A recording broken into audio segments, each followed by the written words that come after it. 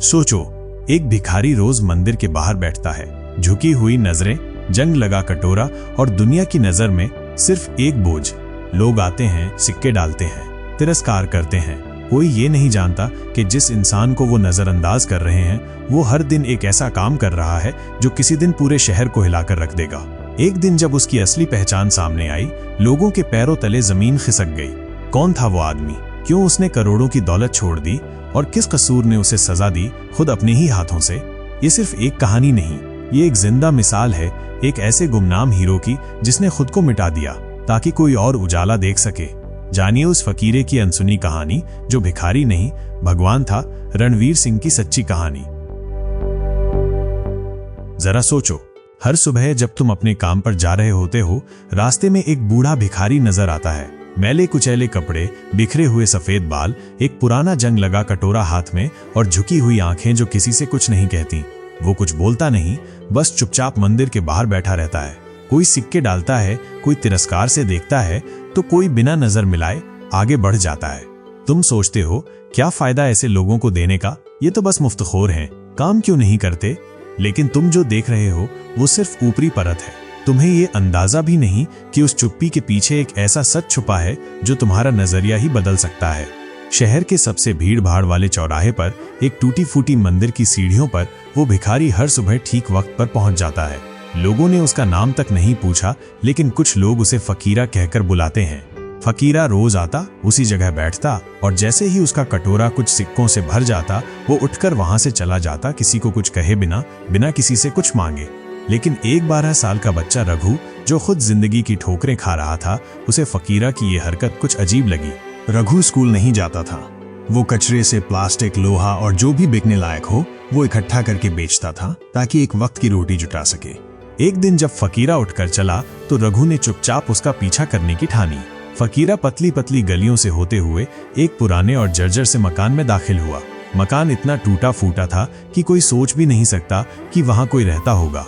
रघु ने धीरे से खिड़की से झांका और जो देखा वो उसकी आंखों को यकीन ही नहीं हुआ। अंदर लगभग 60 से 70 बच्चे थे। सबके कपड़े फटे हुए, चेहरे पर थकान, लेकिन आंखों में चमक थी। कमरे में न बेंचें थीं, न पंखा, लेकिन बच्चे पढ़ाई कर रहे थे। दीवारों पर टंगे हुए पोस्टर, एक छोटा सा ब्लैक बोर्ड, कुछ पुरानी किताबें और लकड़ी की टूटी टेबल, यही था उनका स्कूल। तभी फकीरा अंदर गया और जैसे ही वो अंदर पहुंचा, सारे बच्चों ने एक साथ खड़े होकर कहा, नमस्ते गुरुजी। रघु सन्न रह गया। जिसे दुनिया एक भिखारी समझ रही थी, वो इन गरीब बच्चों का शिक्षक था। जो सिक्के लोग उसे भीख समझकर देते थे, उसी से वो इन बच्चों के लिए किताबें खरीदता, चाय लाता और स्कूल का किराया भरता। अब रघु की आंखों में आंसू थे और उस दिन उसकी सोच हमेशा के लिए बदल गई।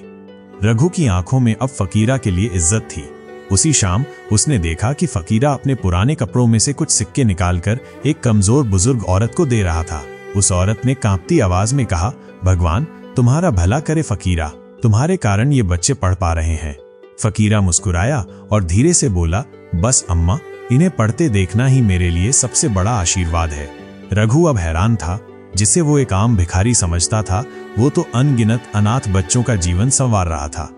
अगले दिन रघु ने हिम्मत करके पूछा, तुम कौन हो फकीरा? ये सब क्यों कर रहे हो? फकीरा कुछ पल चुप रहा, फिर एक गहरी सांस लेकर बोला, मेरा असली नाम रणवीर सिंह है। रघु की आंखें फटी की फटी रह गईं।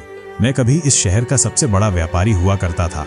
करोड़ों की संपत्ति थी, बंगले थे, गाड़ियां थीं और मेरे पास सब कुछ था सिवाय इंसानियत के। फिर क्या हुआ? रघु ने पूछा। रणवीर की आंखों में दर्द छलक आया। लालच और घमंड ने मेरी दुनिया बर्बाद कर दी। रणवीर ने बताया कि कई साल पहले उसने एक अनाथालय की जमीन जबरन हड़प ली थी और वहां एक बड़ी फैक्ट्री बना दी। लेकिन उसी रात आग लग गई और उस आग में दर्जनों अनाथ बच्चे जलकर मर गए। उनकी चीखें आज भी मेरे कानों में गूंजती हैं। हर बार जब आईने में खुद को देखता हूं, मेरी आत्मा कांप जाती है। मैंने सब कुछ त्याग दिया, अपना घर, दौलत, नाम, और तब से मैंने खुद को सजा दी है। अब मैं भीख मांगकर उन बच्चों के लिए जीता हूं जिनके पास कोई नहीं है। रघु अब चुप था। उसकी आंखों में आंसू थे। उसने देखा, असली महानता दिखावे में नहीं, बलिदान में होती है। कुछ महीनों बाद शहर में भयंकर बाढ़ आई।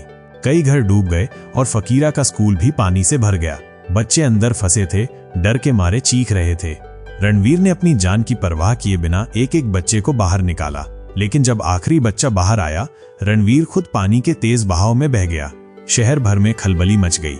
जब लोगों को पता चला कि फकीरा कोई आम भिखारी नहीं बल्कि वही रणवीर सिंह है जो एक समय करोड़ों का मालिक था, तो लोग स्तब्ध रह गए। उसने खुद को मिटाकर दूसरों को बनाया। जिसे हम नजरअंदाज करते थे वो असल में सबसे बड़ा दानवीर निकला। रणवीर की हालत गंभीर थी। अस्पताल में आखिरी सांसें गिन रहा था। उसने डॉक्टर से बस एक विनती की, मेरी पहचान मत मिटाना, इस स्कूल को जिंदा रखना, यही मेरा सपना था। कुछ घंटों बाद रणवीर ने हमेशा के लिए आंखें बंद कर ली। पूरा शहर रो पड़ा। जो कभी एक खंडहर था वो जगह अब बन चुकी थी रणवीर फाउंडेशन, जहां हजारों अनाथ बच्चे पढ़ाई कर रहे हैं।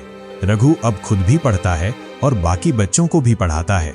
उसे अब मालूम है कि असली हीरो वो नहीं जो भीड़ में चमके, बल्कि वो होता है जो गुमनाम रहकर किसी की जिंदगी बदल दे।